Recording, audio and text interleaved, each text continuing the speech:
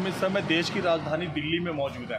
मैं पहले आपको छोटे शब्द में बता दूं, संविधान की प्रस्तावना के मुताबिक इस देश के अंदर सभी धर्मों के समानतापूर्ण अधिकार है और कोई भी नगर निगम का कार्य बिना किसी धर्म, बिना किसी जाति के भेदभाव करे बिना उनको सुविधा दी जाएगी। हम इस समय ईसाइयों, देसी भाषा में मैं बात करूंगा, हम ईसाइयों के कब्रिस्तान में मौजूद है, जो मंगोलपुर खुर्द का या अवंतिका का या विजय विहार का या बुद्ध विहार का कब्रिस्तान कहलाता है।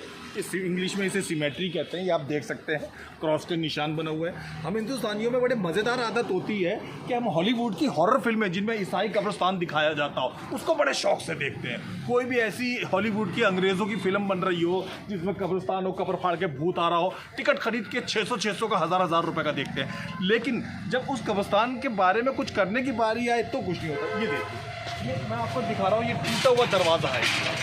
ये कोई भी पागल इसमैकिया या कोई भी एक तरीके का सांड गाय इसको टक्कर मार देगा, पूरा भरभरा के गिर जाएगा। ये काम एमसीडी का है, ये काम किसी पब्लिक का नहीं है, ये काम किसी गवर्नमेंट का, दिल्ली सरकार का नहीं है।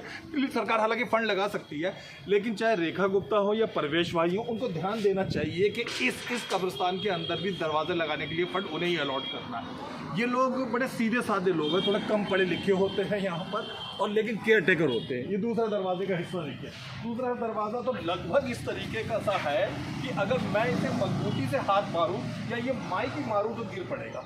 लेकिन एमसीडी के किसी भी कर्मचारी का इस बात पे ध्यान नहीं है कि यहाँ पे मजबूत दरवाज़ा लगा है। बगल में मुस्लिम कब्रिस्तान है, बहुत बेहतरीन और मजबूत दरवाज़ा बना हुआ। बगल में शमशान घाट है, बहुत मजबूत और बढ़िया दरवाज़ा लगा है। फिर उपेक्षा का शिकार भारत में, देश की राजधानी दिल्ली में यही कब्रिस्तान होता है।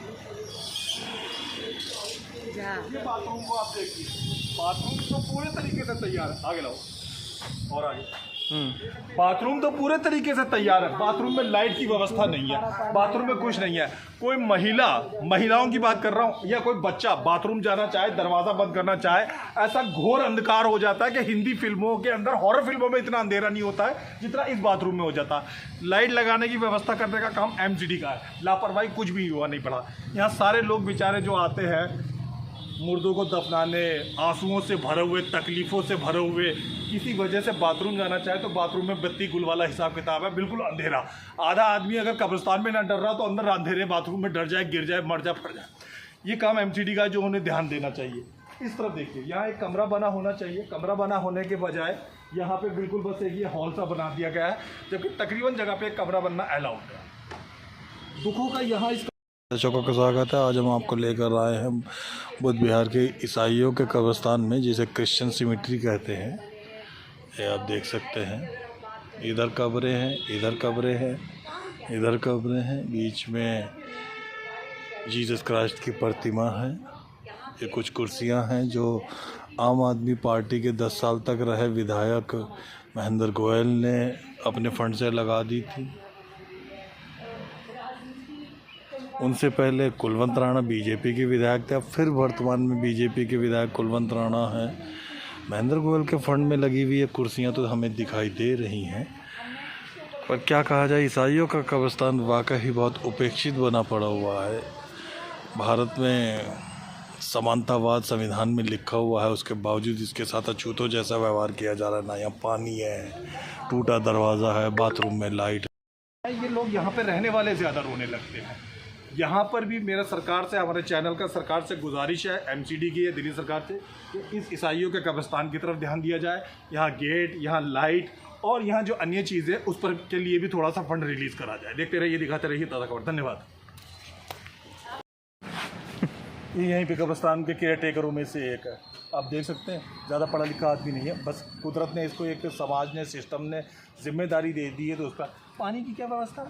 पानी पीने वाला नहीं आता। नहीं। पीने कहाँ से लाते हो? बाहर से। शमशान घाट, वो जो आगे बाहर रोड, मैं बता दूं, यहाँ से आगे लगभग आधा किलोमीटर आगे एक जल बोर्ड का दफ्तर बना है। सब लोग केन लेके वहाँ पे से लेकर आते हैं ये पानी, और रात में 8 बजे के बाद यहाँ कहीं पानी भी नहीं मिलता और आगे की तरफ मिलता है। दूर से पानी लाना पड़ता है ना, 8 बजे के बाद तो वहीं जाना पड़ता होगा सीधा।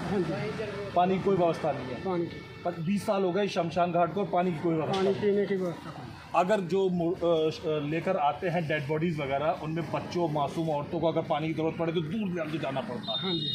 अब देख रहे हैं पानी की व्यवस्था करने का काम इसका नहीं है, इन मुर्दों का भी नहीं है, आने जाने वालों का भी नहीं है, समाज का भी नहीं है, समाज सेवियों का भी नहीं है। पानी यहाँ पे लाने का काम दिल्ली सरकार का, पानी यहाँ लाने का काम दिल्ली जल बोर्ड का, पानी यहाँ लाने का काम एमसीडी का। पानी जैसी एक मौलिक सुविधा भी इसमें नहीं है। ये वाकई अगर हम जिंदा लोगों को सुविधाएं नहीं दे सकते तो समझ में आता है, हम मजबूत ताकतवर लोगों को सुविधा नहीं दे पाते समझ में आता है। मुर्दा खाने में भी सुविधाएं नहीं जा रही, क्या यहाँ पे भी लगने वाला पैसा कहीं पे जाया जा रहा? ये वाकई बड़ा शर्मनाक है। हम इस बात के लिए सभी से सरकार चलाने वालों से इल्तिजा करते हैं कि यहाँ पे पानी की व्यवस्था करी जाए। पानी यहाँ जो लोग आते हैं सब बेचारे प्यासे रह के परेशान रहते हैं, कई सालों से ऐसा ही है, टूटी नहीं लगी हुई है, बाकी दोनों तरफ लगी हुई है पानी की टंकियाँ। मैं क्या रही हूँ, मेरी स्टोरी बनवाई